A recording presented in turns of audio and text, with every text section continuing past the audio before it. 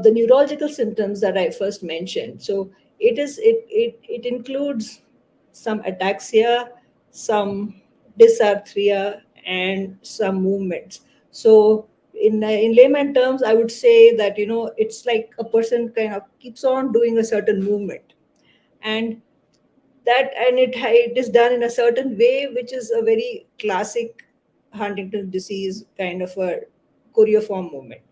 That is one. The other thing is that as the disease progresses, there is slurring of speech.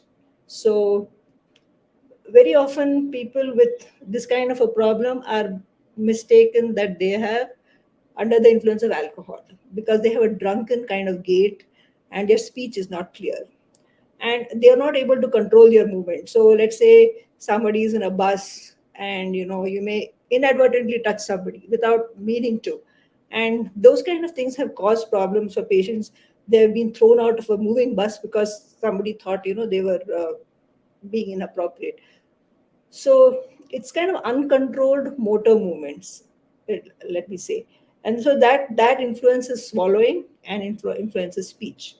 On the psychiatry side, there is suspicion, there's tendency to keep repeating yourself either in speech or some activity, a slightly OCD like behavior. Then there are a lot of anger outbursts. There has been reports that there is more suicide in families with HD.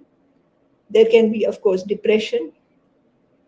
And as far as the cognitive symptoms are concerned, patients sort of have problems taking decisions. They kind of become, they have to be managed like a child, and slowly dementia like behavior sets in.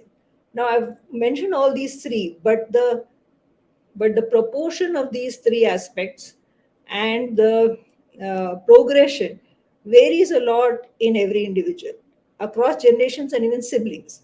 So to what extent the other genetic background of the individual, the lifestyle, the diet, and overall daily activities that a person carries out, all of this contribute. So it's not like the moment you get a report of HD, it doesn't mean that your life the next 5 years is already decided. It's a lot in your control on how you can kind of manage yourself.